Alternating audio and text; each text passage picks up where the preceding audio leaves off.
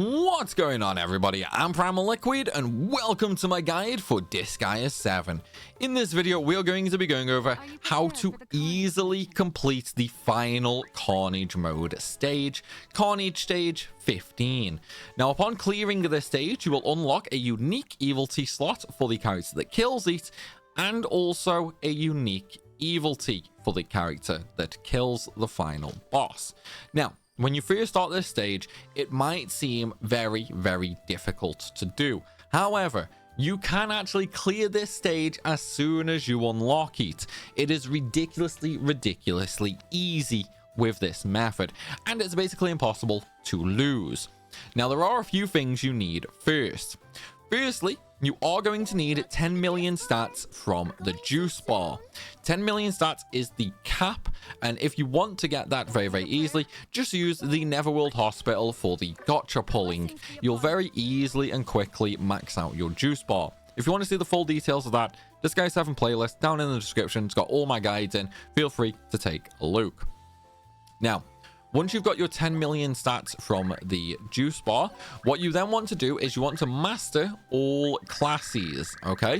Once all classes are mastered, reincarnate and level that class with the Overlord's Guard Squad. This way, you'll get even more growth. This will give you 20 million in stats. Well, it'll give you 10 million in stats, but with the 10 million from juice bar, it will take you up to 20 million total.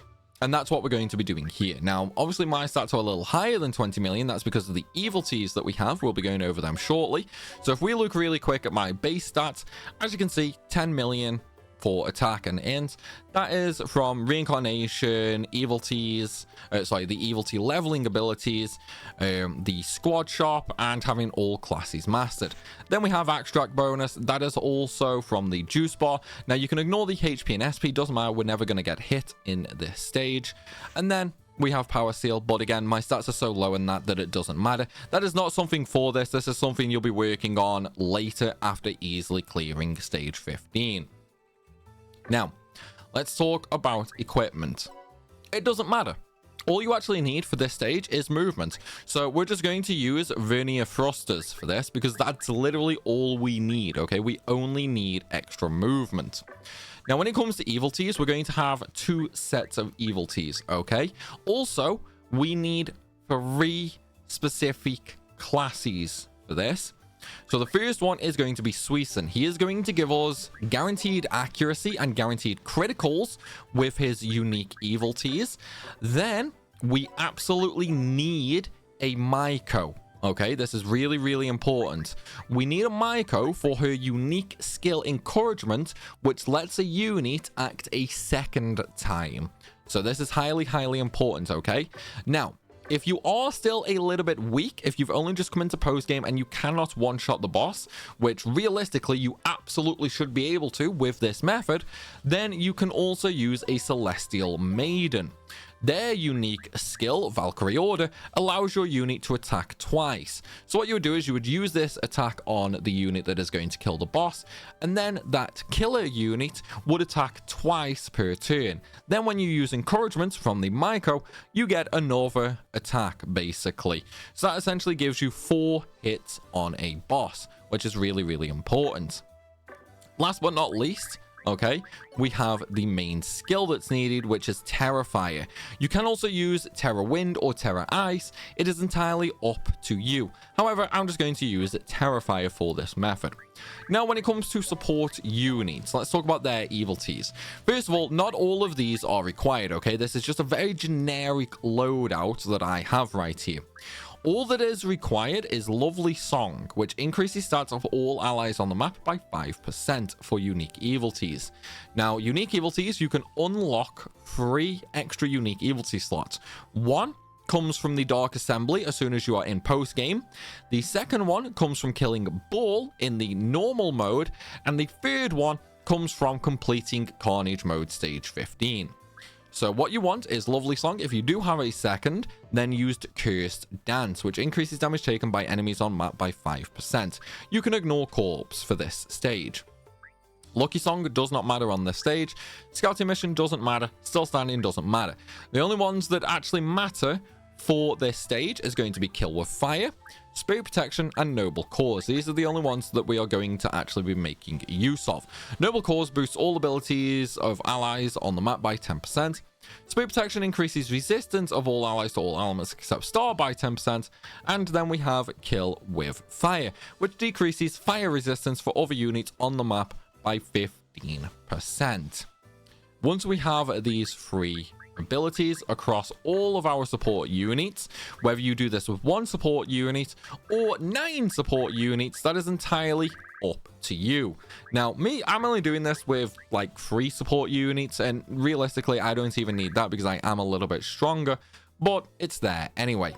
For our killing class, okay, we're going to be using Assault Attack for our main unique evility. If you do have an extra space, which you probably don't at this point, use Clear Mind first and then M Convergence. These are in the order of the best abilities first.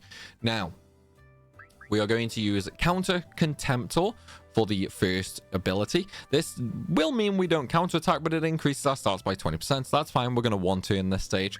Unstable Power, an extra 50% stat increase. Full Power Swing, 75% extra critical damage. Yes, we lose accuracy, but Suicune guarantees us a hit. Vital Strike for extra critical. Dragon's Horde for extra stats. I'm not going to be using that just for the sake of this video because I don't need the extra stats from using actual equipment, but it's there anyway. Over the Limit, increased attack by 50%. Sturdy Bow reduces accuracy but increases damage dealt by 60%. Full Speed Ahead, increased attack power by 50 and accuracy by -30. And then we have Fire Blessing, which increases fire element damage dealt by 10%. However, one of the things you can actually do with this, which I don't actually suggest doing, it's just more if you need that tiny little bit more damage, is you can actually throw on Deadly Footwear instead, which your movement does lose 1, but you increase your damage dealt by an extra 20%. But again, that's not really required. Another one that you can do is, if you really wanted to, you can change M Convergence, okay, to Elemental Force. So what this will do is when you this will basically increase your elemental attack power by your elemental resistance. So for our killing unit right now, okay, we have 0 fire resistance, but obviously we're going to be boosted by our unit here. But again, that doesn't really matter. That is complete overkill for this method. So now that we've gone over that, let's go ahead and jump into the stage. So again, Carnage stage 15, and we're just going to go in.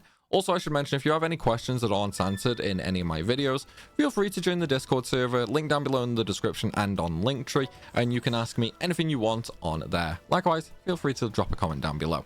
So as you can see, there's a bunch of enemies on the stage here.